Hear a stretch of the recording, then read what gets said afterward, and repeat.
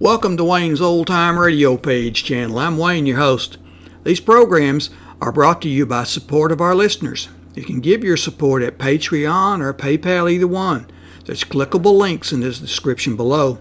Thanks for your support and enjoy the shows. If you'd like for me to get you a shout out, there's a link to PayPal in the description below. Leave us a donation. We'll get it up here for you. Just tell us who you want it to. You, a friend, a girlfriend, a wife, spouse, whatever. And we'll get it up here. There he goes into that drugstore. He's stepping on the scales. Weight 239 pounds. Fortune, danger.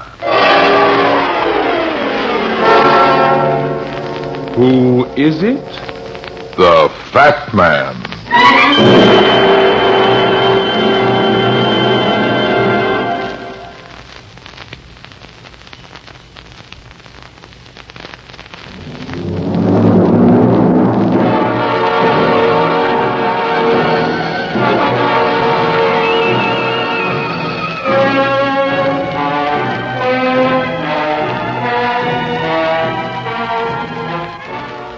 Love is a nice emotion. A soft, sweet, warm, deep dream for two. But for two, strictly. When comes a third dreamer latching his wagon to the lullaby train, the dream becomes a nightmare and has a nasty habit of turning into reality. The grim reality of murder.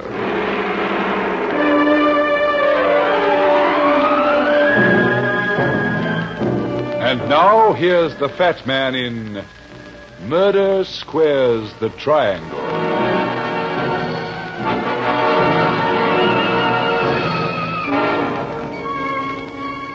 I was broiling myself a brace of double loin lamb chops when my doorbell rang at 6:30. I answered the door, and when she told me her name, I let the chops burn.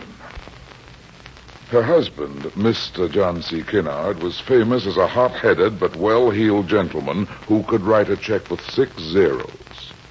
And I always say, rich or poor, it's good to have money. So I asked her in. You must excuse me for coming to your home, but it was urgent. You need a detective, Mrs. Skinnard? No, I need to get rid of one, Mr. Runyon. That could stand a little clarification. I know. The fact is this. My husband's hired a detective to follow me. It's John's considered opinion that I'm running around. And of course you're not. Of course I'm not. Believe me, my husband's attitude is completely without foundation. Okay. What is it you hope I can do for you? I want you to call this man off. The detective? Yes. Frighten him. Make him stop tormenting me. What method would you suggest? Oh, there must be a way of handling such a man. Mr. Runyon, if there isn't, I may not be alive tomorrow morning. You won't be alive? No. Why not? My husband, he'll kill me, Mr. Runyon. You're not straining your imagination, are you? Oh, I wish I were, but it's all real. The detective phoned me this morning. Phoned me and openly demanded that I give him $10,000 in cash, or else he's going to talk to John. What can he say? You told me there'd been nothing but sweetness and light. He's going to make up a lie, a hideous lie. Now, let me get this straight. He's manufactured a character, Mr. Runyon. Tim Foster, he calls him. Timothy J. Foster. And he swears he's going to hand John a report to the effect that he spied on Mr. Foster and me under very compromising circumstances. I can't imagine a man like John C. Skinnard falling for a gag like that. But the awful thing is he will. Without investigating? He'll shoot first and investigate later. What's the matter with him? We all have our diseases, I suppose, and jealousy is John's. A thing like this is all he needs to turn into a raging lunatic. You've got to help me, Mr. Runyon. You've got to do something. Okay. What's the detective's name? Tanley. Fritz Tanley? That cheap bloodsucker? You know anything about him, Mr. Runyon? Plenty. What? Nothing I'd care to mention in mixed company, Mrs. Skinnard.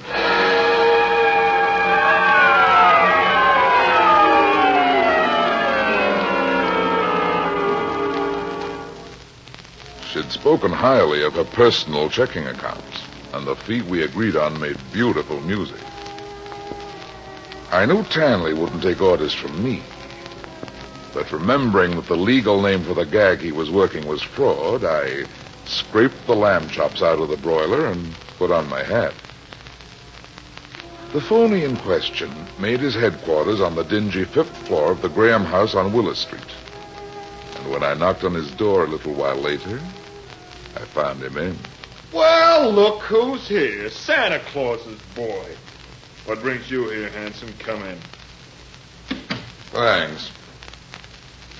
Word is that you want to cash in big on a little game of tag you're working for Mr. John Skinnard.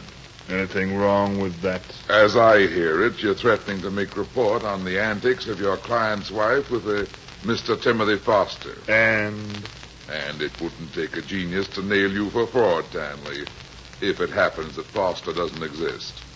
Yeah? To coin a phrase, yeah. Who is it's got this idea that Foster doesn't exist?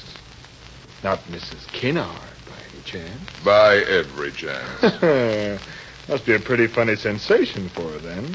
What must be? Getting mail from a party who don't exist. What are you talking about? This letter, Runyon. Exhibit A in my defense for fraud. May I glance over it? Help yourself. Thanks. I hold on to it. Spell it out from where you are.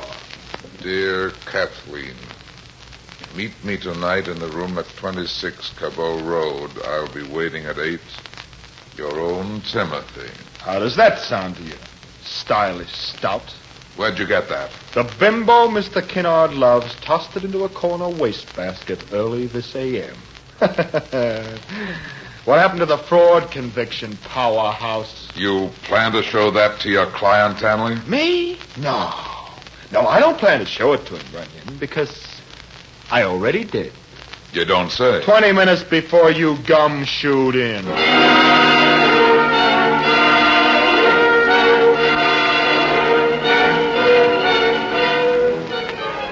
My watch said 7:45. To Mrs. Skinnard, I owed nothing except a loaded cigar. But I knew that if she kept that 8 o'clock appointment, there'd be more fireworks than a Chinese New Year. So I left my gruesome brother detective, grabbed a taxi, and gave the address on Cabot Road. My watch showed a shade after the hour as I got out of the cab and rang the bell. I'd rung it 3 times before I saw the door was off the latch. So I went in. Timothy! Timothy, no! No!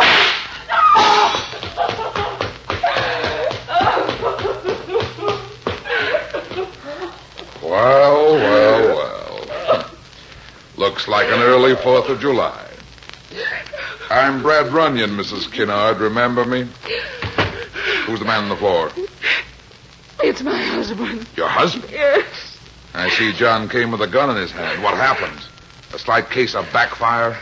Tell me, is he dead? He sure is. Oh, it can't be. It can't be. It's been, sweetheart. Sealed and stamped. The question before the house now is, where's the tenant? What? Where has he taken himself? I don't know who you mean, Mr. Runyon. Your friend, Mrs. Skinnard. My friend. The reference is to Timothy Foster. I told you this morning, Mr. Runyon, there's no such person as... You can cancel that speech, sweetheart. As it happens, I heard you screaming his name when I opened the front door. You did. Clear as a bell. Now, where is Foster? Who's Foster, Mr. Runyon? The man who was here with you when your husband walked in, Mrs. Skinnard. The man who shot first without waiting to be shot at, and then took a 2-story leap into the hydrant just through this window here. Really? Where will I find him? Tell me, or I promise you, pretty as you look, you'll hang as high as a Christmas goose. You know you're less attractive when you scowl. Where's Foster? Where does he live? What is it you two are making here, mister? Huh? Oh, who are you? Me? Henderson. Janitor. I think was maybe from here a big noise, no? Reasonably big. The man on the floor is only dead. Yeah? Yar. What do you know about Mr. Foster? Mr. Foster? The man you rented this room to, remember? I not rent rooms. Not no tenants. My place is in the basement. Somebody rents these rooms. Who is it? Mrs. Heufels. She rents them. And where is she? She's on trip away to her mother's. When does she get back? She tell me she come home tomorrow at 12 o'clock. Well, that's the ball game, Mrs. Skinnard. What do you mean? I mean, you may as well open up. Mrs. Heufels is going to keep no secrets. She's seen Foster, she's dealt with him, and she'll talk so fast and loud, we'll know enough to land him in jail by tomorrow noon. Really? Really. And look, sweetheart, you're standing on the threshold of trouble deluxe. If you take good advice, you'll... Oi, what's this? They're overdue already. Yeah, the police. Somebody else hear big noise. Somebody sent for them. Well, this is it, Sugar Plum. There are going to be questions, lots of questions. There could even be confusion. You're so efficient. You're pretty, too, but this is no time for orchids. John C. Skinnard was a mogul in this man's town, and his murder won't go unsung. The newspapers will make such a noise, there'll have to be a conviction. It's nice of you to care, Mr. Runyon. Do I have to tell a woman of your intelligence that your own safety's at stake, Mrs. Skinnard? Do I have to tell a man of your intelligence that Timothy means more to me than my own safety, Mr. Runyon?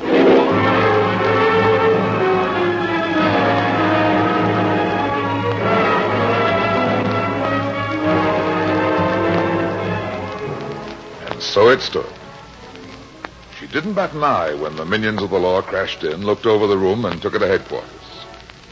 But half an hour later, after a phone call, there was an attorney in Mrs. Skinnard's detention cell with a writ of habeas corpus and $50,000 in bail money. While they'd held her, they'd gotten strictly nothing out of her.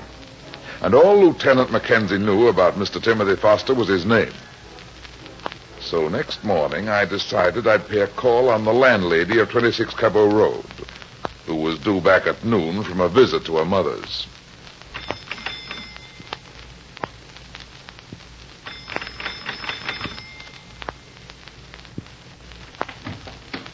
Yes? Mrs. Heufels? What is it you want? Like everybody else in town, I'm interested in last night's murder. Go away from here now and don't bother. You haven't started being bothered yet, Mrs. Heufels. Wait till the DA gets here. The DA? He's gonna come here? In time, and not a lot of time at that. He's bound to. But if we get together and have the right kind of talk, we might manage between us to keep the police away altogether. So, come inside. Who are you? Private detective. What is it you want to know? All about him. Who? Your second-floor boarder. And who is it will look out for me? Why does anybody have to look out for you? That's the way it is. From a distance it looks easy, and the next thing you know, the world is on your head. I'm afraid I don't quite follow you, Mrs. Heufels. Of course not, of course not. How could you? Go in the dining room and keep quiet. Why all the secrecy? Do what I tell you. Just sit down over there, and we'll bring all this to finish. That's what I want. Wait till I close the door. You may wonder why I'm being so careful, but if anybody heard it, it might be dangerous. The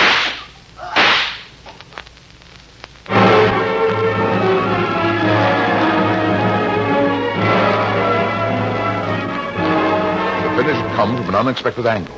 A gunshot, sudden and deafening, from far down the long and dim-lit corridor. I was across the room in 2 strides, but already the hall was as empty as a fireplace in July. Mrs. Heufels stumbled forward and fell. She fell under a picture of herself on the wall.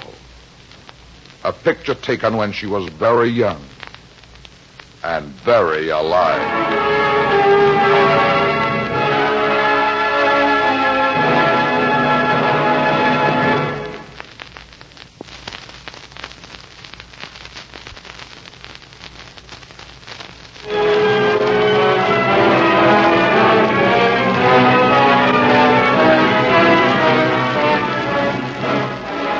Mrs. Heufels lay dead on the carpet. And with her passing went my best hope for a fast finale to the Skinnard killing. When I broke the news to Lieutenant Mackenzie, I could hear the ragged edge of despair in his voice. To soften the blow a little, I pointed out that now at least we knew Foster had been in the neighborhood as late as 12:15. After I hung up and sat a while in quiet speculation, my mind suddenly focused on a certain detective, a hard-bitten gent who had been overlooked. And as soon as the police arrived, I took my way once again to the Graham house on Willis Street. Beat it, Runyon. Take it easy, Tanley. Take it easy. I told you to beat it. Is that the way to talk to a friendly colleague? The friendly colleague will either take himself a walk... Go on in and sit down. What have you got with me, Powerhouse? Not much. Only a certain John C. Skinnard, who earned his money the hard way, might be alive today to enjoy it. If you hadn't stuck that note under his nose and let him go off on a rampage to get lead in his chest. I did what I was paid for. Why do you come off telling me my business? It just seems to me that a detective who actually spotted Foster with Mrs. Skinnard ought to have a pretty clear picture of what he looks like. Did you figure that all by yourself? With a minimum of prompting from the audience. You say you saw him, Tanley. And who's saying not? How often did you see him? Often. How close? Close enough to know. Then let's have it. He's about 6'1", brown hair, gray eyes, walks with a cane and drives a black 41 Ford sedan. Thanks for the information, Tanley. I'll pass it along.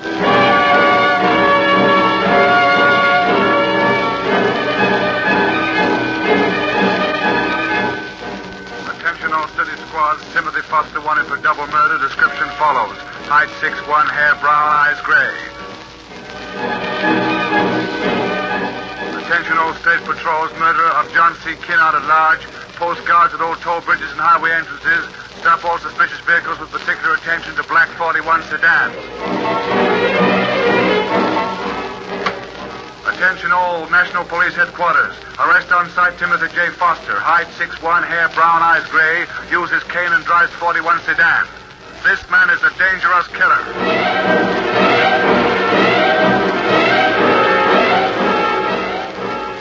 And I did pass it along to the police, who broadcast it near and far.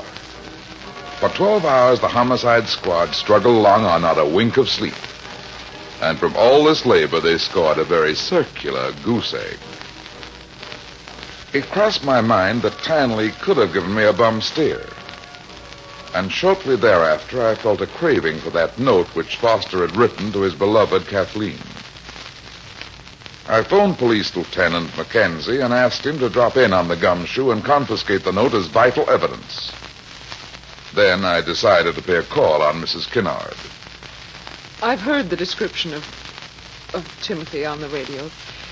It's quite accurate, Mr. Runyon. And complete? Complete.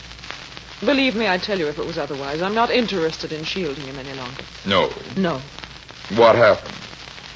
I've had time to realize what a fool I made of myself. None of it was necessary. I was just running around with Foster to taunt John. Oh, I see. To make him jealous. I was afraid he was taking me for granted. You see, I really loved my husband.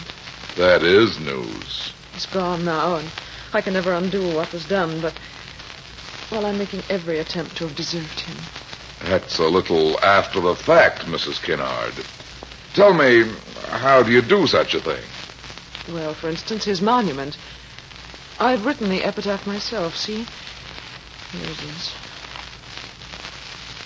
What do you think of it? John C. Skinnard, a brave and generous soul, survived by his loving wife, Tina.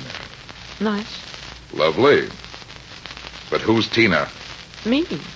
I thought your name was Kathleen. Oh, I was christened Kathleen, but to people who love me, I've always been Tina.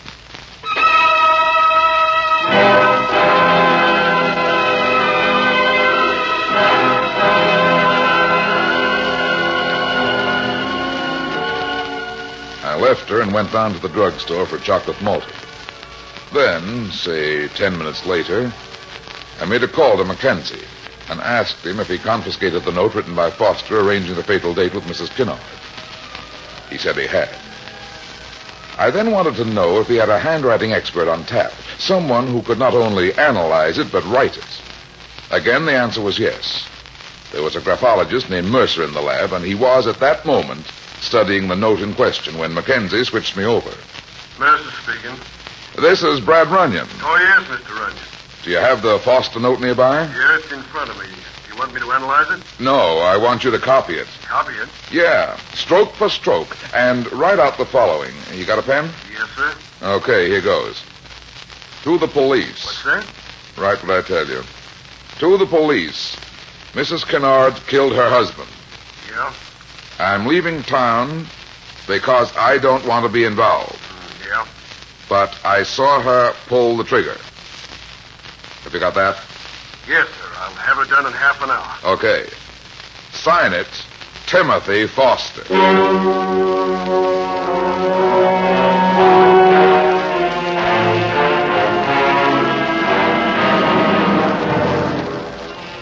I went over to headquarters and arranged with Mackenzie to take out the little document. And then went calling on that gentleman of the old school, Fritz Tanley.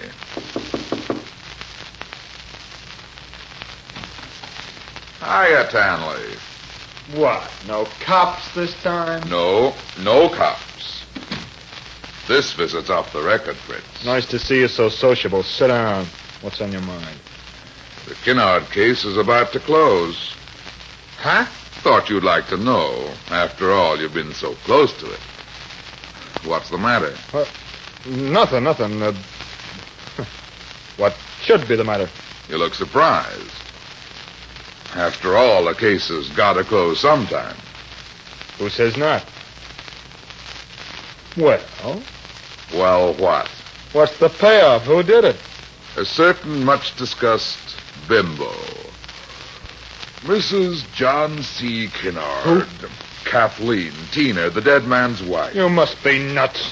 Why, Fritzy? Well, I mean, how you figure? Oh, new piece of evidence clinched the deal. What piece of evidence? This note. Exhibit B. It is a note. To quote you, Fritzy, it is not a piece of veal. Can I see that? Sure, from where you're sitting. You're far-sighted. Spell it out. Mrs. Skinnard killed her husband. I'm leaving town because I don't want to be involved, but I saw her pull the trigger. Who wrote that? The signature's there. Timothy Foster. And the script is identical with the first note. The one about the date on Cabot Road. You can see now why I say the case is about to close, huh, Fritzy? Yeah. You're the first person to see this little billet doux. Where'd it come from? Under a sofa cushion in Foster's room at the boarding house. You found it, I take it? Who else? What kind of angle are you looking to cut here? Isn't it all too obvious? It's NG, Runyon. Why? Because she didn't kill Skinnard. You mean you don't think she killed Skinnard? That's right. I don't think she killed Skinnard. Okay, you have a right to your opinion, Tanley. But nevertheless, she's it. Wait a minute. For what? You can't pin a rap on her with that note, Runyon. Oh, I think I can. The DA is hungry for conviction, and so is Mackenzie.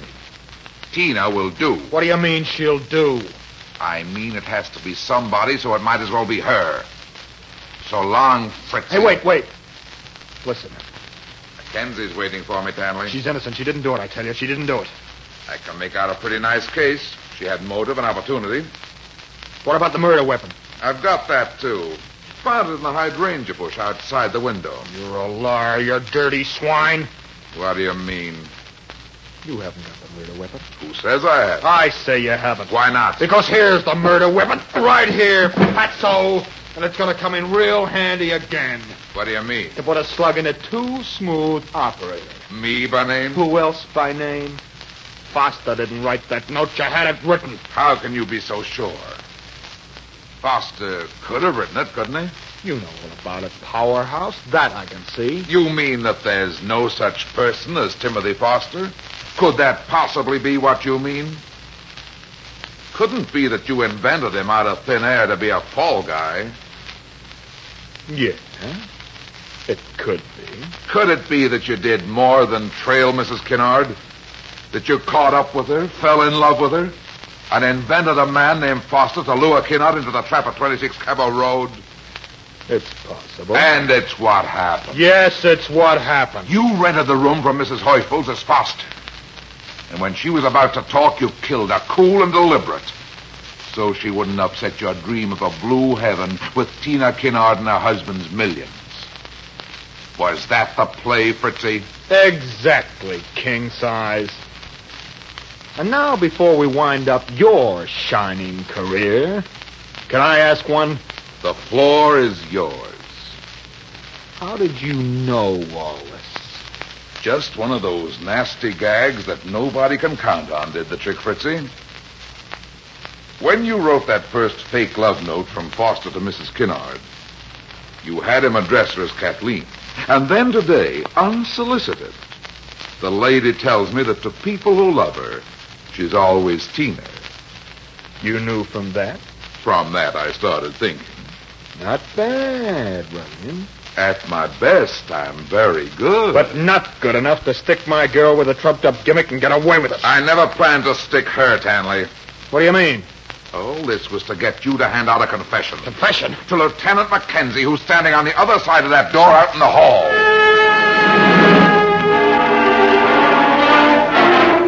For a moment, he doubted me.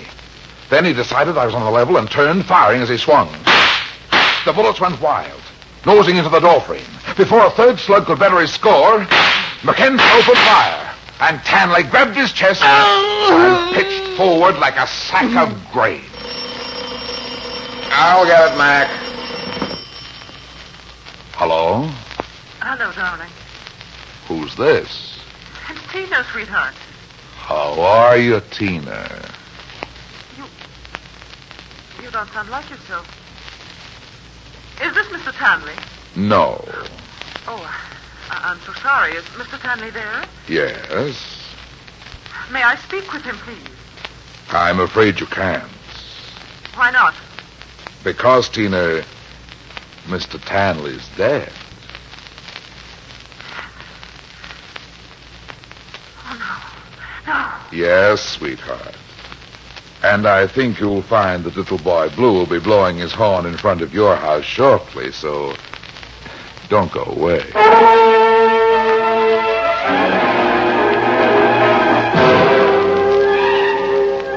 Mackenzie took over then. And as I left, he said little, but meant much. And he watched me descend as the wire cage elevator groaned me down to the lobby level. I went out in the street, and at the corner of 4th and Willis, there was a fruit stand with a pyramid of rosy wine saps, where I stopped and bought a sackful. Then I went on my way thinking that love is a nice emotion. A soft, sweet, warm, deep dream for two. But strictly for two. Strictly.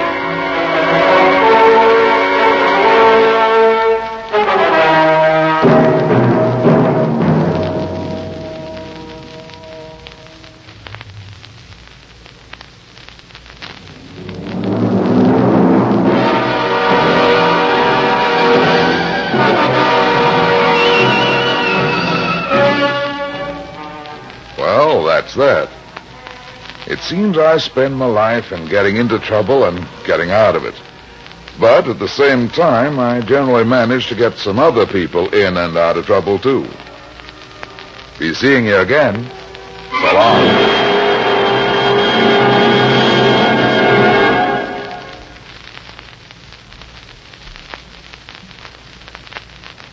These programs are brought to you by support of our listeners. You can give your support at Patreon or PayPal, either one.